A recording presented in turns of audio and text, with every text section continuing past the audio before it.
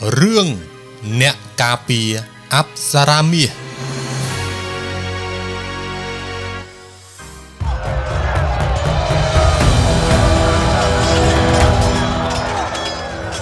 ៅសម័យអង្គរដ៏រុងរឿងមេតបរិទ្ធបានទទួលបេសកកម្មដ៏ធំមួយគឺការពារអប្សរាមាសដែលជាដួងព្រលឹងជាតិណែប្រញាប់ឡើងឃ្លាំងសម្បត្តិត្រូវតែទទេមុនពួកគេមកដល់មុនពេលសត្រូវវាយបែកទ្វារប្រាសាទរិទ្ធបានឃើញក្មេងប្រុសម្នាក់ឈ្មោះធីមានចិត្តលោភលន់ចង់លួចយករូបចម្លាក់អប្សរាមាសរិទ្ធបានបញ្ឈប់សុធីហើយបង្រៀនសុធីថាឲ្យចេះការពារកិត្តិយសជាតិមិនមែនការពារមាសដើម្បីខ្លួនឯងទេយើងការពារព្រលឹងនៃនគរមិនមែនការពារមាសទេប៉ុន្តែលោកមេតបនៅពេលដែលសត្រូវចូលមកដល់រិទ្ធបានធ្វើការសម្រេចចិត្តដ៏ក្លាហានគាត់បានបញ្ជាឲ្យសុធីនាំយកអប្សរាមាសរត់គេចតាមផ្លូវក្រោយទៅចុះយកវាទៅឲ្យឆ្ងាយខ្ញុំនឹងការពារច្រកទ្វារនេះរីឯរូបគាត់សុកចិត្តនៅម្នាក់ឯងដើម្បីរារាំងទ័ពសត្រូវរាប់រយនាក់នៅច្រករបៀងនេះគឺជាការលះបង់របស់គាត់ដើម្បីពន្យាពេលឲ្យសុធីនាំយកអប្សរាមាសរត់គេចខ្លួនខណៈដែលរិទ្ធកំពុងឈរយ៉ាងរឹងមាំដូចភ្នំដើម្បីទប់ទល់ទៅនឹងសត្រូវសុធីត្រូវប្រឈមមុខនឹងឧបសគ្គក្នុងព្រៃជ្រៅតែម្នាក់ឯង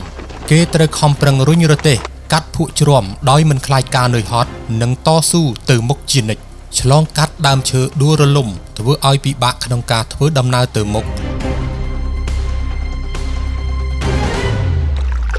នឹងការពារអប្សរាមាសពីការលិចទឹកស្ទឹង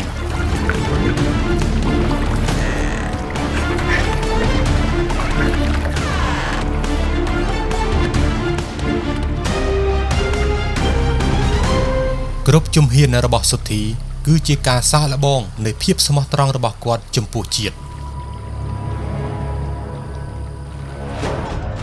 ក្រឡេកមកមើលរិទ្ធដែលនៅក្នុងក្រុងវិញការប្រយុទ្ធបានឈានដល់កម្រិតកំពូល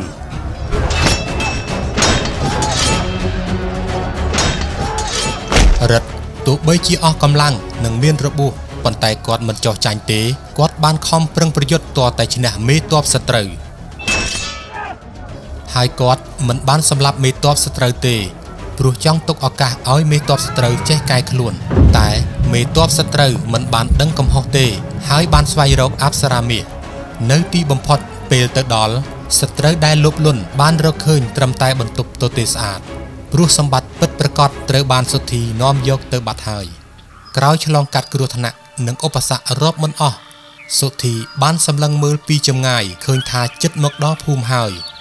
បន្ទាប់មកគេបានប្រញាប់ចូលភូមិហើយនាំយកអប្សរាមាសមកដល់ភូមិដោយសុវត្ថិភាព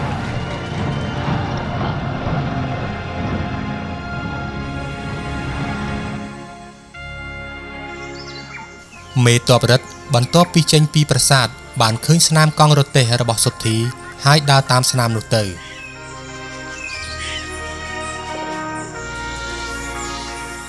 មិនយូរប៉ុន្មានមេទ័ពរិទ្ធដែលនៅរស់រានមានជីវិតក៏បានមកដល់ភូមិដែរអូលោកមេទ័ពលោកនៅរស់ចុះអប្សរាសុវត្ថិភាពហើយអ្នកភូមិកំពុងថែរក្សាវា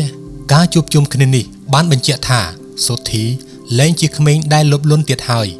តែសុធីបានក្លាយជាវីរៈបុរសក្នុងចិត្តមេទ័ពរិទ្ធ